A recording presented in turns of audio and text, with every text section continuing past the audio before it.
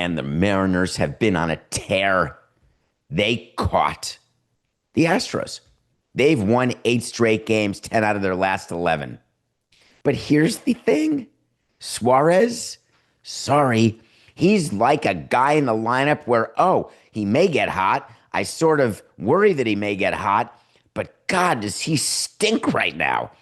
He is like batting below a hundo since he got traded to the Seattle Mariners. And you may say that means that's a bad trade. Well, we're not evaluating the trade after 2 weeks. That's number one. Number two, if the team wins and ends up winning the division or going deep into the playoffs, then every move you made is fantastic, regardless of whether the move you made was fantastic. That's two. Three, when you are looking at a player's stats, you have to evaluate what he does to people around him. So if Cal Raleigh has all of a sudden gotten hot and extended the record that he now has, Coca, am I right? 45 home runs, some ungodly number for an everyday catcher. That is he now getting hot because of the existence of Suarez in the lineup? How does it all work? When you are following a team every single day, you understand that when you pencil a name in a lineup, while you want that player to be hot, you want all players to be carrying the team, you recognize that during the course of a season, there are different parts of the lineup that are hitting on all cylinders at different times. What you need to win a ring is to have everybody play well at all times, all aspects, hitting, pitching, starting, bullpen, etc., defense. But even then, you'll go back and look at a World Series box score, and you'll have 4 of your players in the lineup hitting 200, and yet you won the World Series. So we are not solely focused on the performance of Suarez as a correlation to the success of the team. As a matter of fact, it's been an inverse correlation so far, and that's just fine for Jerry DiPoto and just fine for Mike Stanton, the owner of the Mariners, and so exciting for Ichiro and everyone else up in Seattle, because it certainly seems that unlike the Dodgers and the Padres, where I could argue while the Dodgers have not been playing well, it is impossible for me to believe that the Dodgers are going to sink and fade. But is it possible that the Astros are going to do that? Is there a scenario where you see the possibility of the long season catching up to a team that has had injuries, plenty of injuries? They've had plenty of changes in their team, having traded Kyle Tucker and their replacement got hurt, Paredes, having had Alvarez out with an injury, middle of the lineup guy. So their lineup's totally different.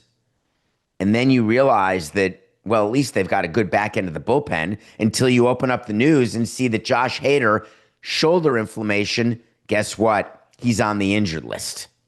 They just put him on. Now, when a closer complains of a little shoulder, something, and yesterday I didn't get to it on the show, but it would have been one of the easiest wait to sees of all time. There has never in my career, 18 years, not one time, and this is not hyperbole, when a bullpen arm walks into the training room and says, I've got shoulder soreness, I have shoulder tightness, and the trainer and the doctor call me and say, we are taking Mr. X to an MRI. Not one time did that not lead to an injured list appearance.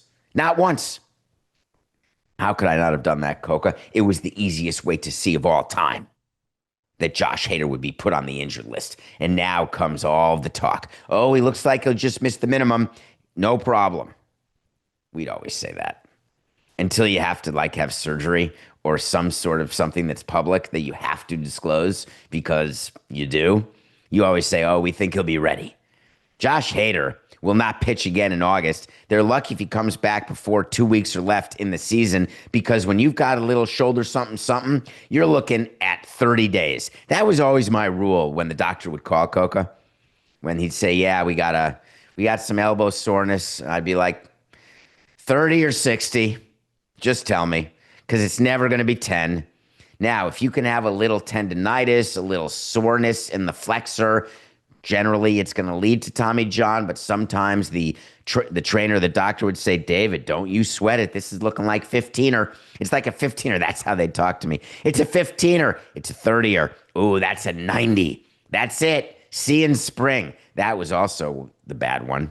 That's the worst one, of course, during the course of a season when the doctor just says, see you in spring. That was his code for OFTY. That's what I would say when I would call our owner. Out for the year. Is Josh Hader out for the year? I'm not saying he's out for the year. What I am saying is that shoulder soreness, given the torque, given the speed, velocity, the number of years he's pitched, thank God I'm not the one who gave him 5 years, $95 million, and here he is in year 2. Thank God. Although maybe the Astros aren't upset. Why would they be upset? They had him for a year and change, a little year and a hook. Well, meanwhile, the Red Sox crushed him last night, and I mean crushed him. I mean crushed him in a way that we didn't see this happen to any team yesterday. That's not true, actually. We saw it happen to the Pirates, but the Astros got crushed 14-1. And it's more noteworthy when a first-place team loses by 2 touchdowns than when a team that's going to lose 90 games, even though they have the best pitcher in baseball on the mound, loses by 2 touchdowns. But by winning, the Red Sox obviously stay trying to catch the Blue Jays. They stay a bit ahead of the Yankees, who obviously have the easiest schedule of all time whenever you can play the Twins, because they'll never lose to the Twins. So that division is exciting. The AL West is exciting. Everything.